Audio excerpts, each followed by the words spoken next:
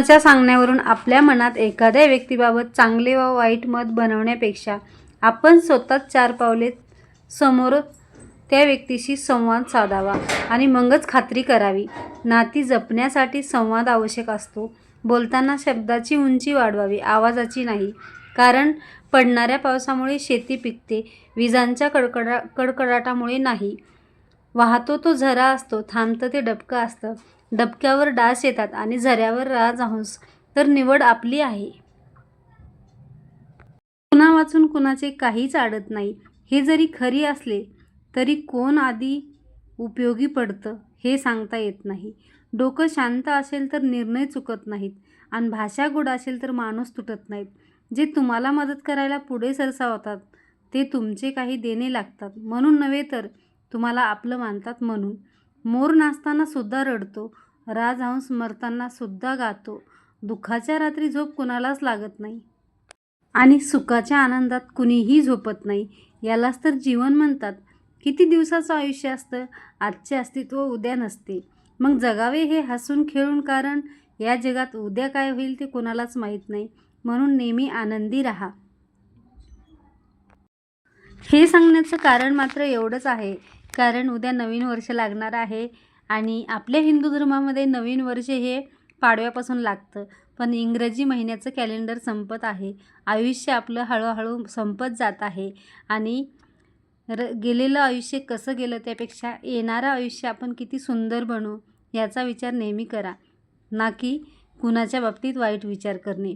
तर चला, नवीन वर्षाच्या तुम्हा सगळ्यांना खूप खूप शुभेच्छा. ह्या खूप अगोदर देते तुम्हाला, कारण इंग्रजी नवीन वर्ष जरी असलं तरी पण ते आपण मानतो.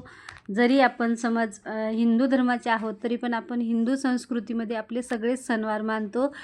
तसेच हेही आपण हिंदू नवीन वर्ष जरी नसलं तरी इंग्रजी कॅलेंडर आपलं बदललेलं आहे, ते 2026मध्ये त्याचं रूपांतर झालेलं आहे, हे तर आपण मान्य करतोच. म्हणून याच्यासाठी तुम्हाला खूप खूप शुभेच्छा. हे नवीन वर्ष तुम्हाला सुखाचे, समृद्धीचे, आनंदाचे व भरभराटीचे जावो आणि तुमच्या सगळ्या इच्छा स्वामीचरणी पूर्ण हो ही स्वामीचरणी प्रार्थना करते.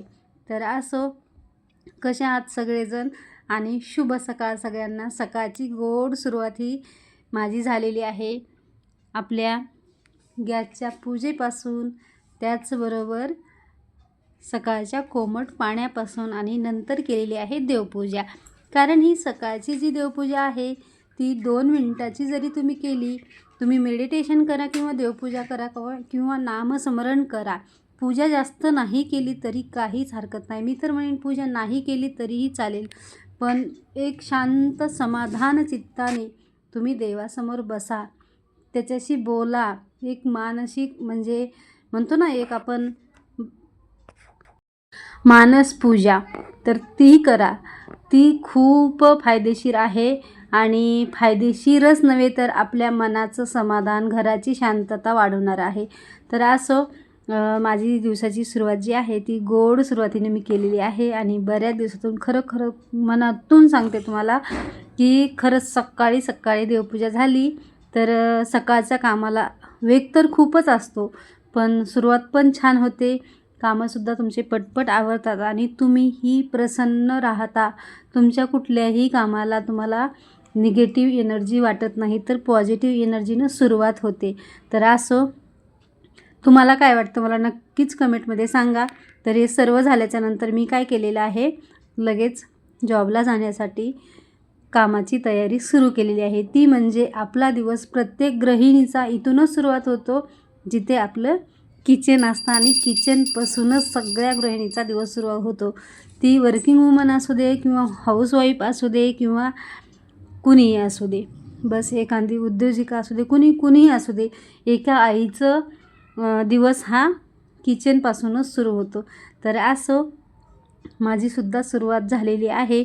मी काय केलेलं आहे तर सकाळी हाती घेतलेलं आहे पहिलं काम, कारण रात्री तयारी करून ठेवली मी सकाळच्या भाजीची. तर ती भाजी जी आहे ती भेंडी मी चिरून ठेवलेली होती आणि ती घेतलेली आहे करण्यासाठी. इथं महादेवाला भस्म लावायचा राहिला होता, कारण काय झालं होतं, आपण ज्या त्या देवतेला ज्या त्याप्रमाणे गंध लावतो. जसं की विठ्ठलाला चंदन आणि स्वामींना चंदन, त्याचबरोबर कुंकूसुद्धा चालतं त्यांना, आणि महादेवाला मात्र भस्म लावतो. असो, तर इथं किचनमध्ये आल्या पहिली भाजी टाकाय घेतलेली आहे आता, कारण खूप उशीर झालेला होता मला. व्हिडिओ क्लिप जी आहे ती थोडीशी तुम्हाला वेगळी दिसणार आहे, कारण मी ह्याचा शॉर्ट तयार केला होता. कारण काय होतं ना, लॉंग व्हिडिओसाठी व्हिडिओ काढला की तो शॉर्ट करायला प्रॉब्लेम होतो, शॉर्टसाठी काढला की लॉंग करायला प्रॉब्लेम होतो ॲडजस्टमेंट थोडासा, पण थोडंसं बघायला व्यवस्थित वाटत नाही आपल्याला. तर असं मी तसंच केलेलं आहे, शॉर्टच्या हिशोबाने केलं तर, पण म्हटलं चला तुम्हाला लॉंग व्हिडिओमध्ये डिटेल सगळी माहिती बघायला भेटते, तर त्यासाठी म्हटलं आपण ह्याचाच लॉंग व्हिडिओ बनवूया. तर हे आहे मोहरीचं तेल. मोहरीचं तेल जे आहे ना, ते थोडं जरी भाजीला वापरलं ना तरीसुद्धा भाजी खूप छान टेस्टी होते, आणि हे तेल भाजीसाठी थोडं लागतं, जास्त लागत नाही आहे. ज्याला जास्त तेल खाण्याची सवय आहे ना त्यांनी हे तेल नक्कीच वापरून बघा. हे तेल आपल्या आरोग्यासाठी सुद्धा चांगलं आहे, आणि आपल्या जेणेकरून एक आपण नाही म्हणत का, पुरवणुकीचं धान्य ते सामान वगैरे जे म्हणतो ना, त्याच्यासाठी सुद्धा चांगलं आहे. आणि साहेबांनी ह्यावेळेस आणलेल्या होत्या सगळ्या भाज्या, ज्या की टिफिनसाठी चालतात, भले ते आवडणारे असो अगर नसो, पण आता घरी तर आणलेले म्हटल्यावर करावंच लागतात आपल्याला. तर मी थोडीशी भेंडी केलेली आहे, आणि भेंडी केल्याच्या नंतर काय केलेलं आहे, म्हणजे करत आहे भेंडी केलेली आहे हे तुम्हाला सांगत आहे. पण त्यानंतर थोडीशी आपल्या पठाडीच्या शेंगा म्हणतो आपण, त्यासुद्धा थोड्याशा केलेल्या आहेत, कारण त्या खराब झाल्या बघा. 2 दिवस त्या कॅरीबॅगमध्ये राहिल्या, कारण मला वाटलं कॅरीबॅगमध्ये ज्यावेळेस ठेवतो आपण त्यावेळेस व्यवस्थित राहतात, आणि राहतात, दुसऱ्या भाज्या व्यवस्थित राहतात. पण काय झालं काय माहिती, ही शेंगा पहिल्यांदाच आणल्या होत्या ह्यांनी, आणि त्या खराब पण पटकन झाल्या. जेवढ्या 2-4 चांगल्या निघल्या तेवढ्याच मी तव्यावर खालीवर केलेल्या होत्या. तर असो, भेंडी, गवारीच्या शेंगा, बटाटा वगैरे ह्या जी भाज्या आहेत ह्या टिफिनसाठी खूप चालणाऱ्या भाज्या आहेत, आणि पटकन होतात. एक अगदी 2 मिनिटाच्या रेसिपी आहेत ह्या. तर तुम्ही डब्यासाठी काय भाज्या करता ते सुद्धा मला सांगा, आणि ह्या भाज्या मुलांनासुद्धा आवडतात. 2 दिवस तुम्हाला व्हिडिओ वेळेवर आलेलं नाही आहे, आणि आजचासुद्धा व्हिडिओ लेटच येत आहे. असो, तरीसुद्धा तुम्हाला शेअर करते. मी चॅनलचं नाव चेंज केलं, वर्किंग गृहिणी मराठी टाकलेलं आहे. तर लगेच मला प्रश्न यायला लागले की तुम्ही काय काम करता. तर आता प्रत्येकाला काय सांगायचं, मी काय काम करते, जॉब करते म्हणून तेवढंच सांगितलेलं आहे. पण याच्या जर कमेंट भरपूर साऱ्या असतील, म्हणजे कुणाकुणाच्या काय काय रिॲक्शन आहेत ते बघूया आपण, आणि नंतर सांगते तुम्हाला मी काय काम करते ते. असो, काम कोणतंही असो, आपल्याला काम हे करावंच लागतं, जेणेकरून आपल्या घराला हातभार लागतो. आपले एक पुरुष मंडळी घरात काम करणारे असेल तर सिटीच्या ठिकाणी शिक्षण आणि काम, घर चालणं सगळं खूप अवघड असतं.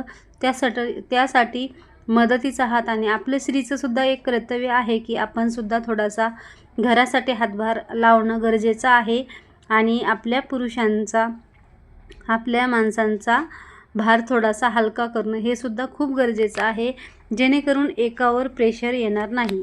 तर असो, ह्यासाठीच सांगत आहे की मी, तुम्ही जॉब काय करता हा मला विचारलेला प्रश्न. तर तुम्हालाही असा प्रश्न पडतो का? पडत असेल तर मला नक्कीच कमेंट बॉक्समध्ये सांगा. तर चला, इथं भेंडीची भाजी झालेली आहे, आणि एकीकडे चहा पाणी केलेली आहे मी. तर ती काय तुम्हाला जास्त मी दाखवलेली नाही आहे, कारण आता वेळ झालेला होता आणि मला पटपट चपात्या उरकून घ्यायच्या होत्या. तर बघा, चपात्या करताना खूप पीठ खाली सांडलेलं आहे माझ्याकडून, कारण खूप पटपट चपात्या मी लाटून घेतलेल्या आहेत. तुम्ही घाईच्या वेळेस काय करता? मी तर याच्या खाली एक छोटंसं कपडं टाकत असते, ते पण जसं लक्षात राहील तसं. जेव्हा लक्षात राहतं तेव्हा टाकते, नाही राहत ना तेव्हा नाही टाकत. आणि आज पण पटकन तसंच कोळपाट बेलनं घेतलं आणि चपात्या करायला लागलेली आहे. त्यामुळे किचनवरती असा राडा झालेला आहे. तर कुणाकुणाचा होतो असा राडा, आणि तो राडा कुणालाच आवडत नाही किचनमध्ये. तर असं त्याच्यावर सुद्धा सोल्युशन आपल्याकडे असतं, म्हणूनच आपण कधी घाईमध्ये सुद्धा हा निर्णय घेतो. तर चला, व्हिडिओ आवडला तर नक्की लाईक, शेअर आणि सबस्क्राईब करा.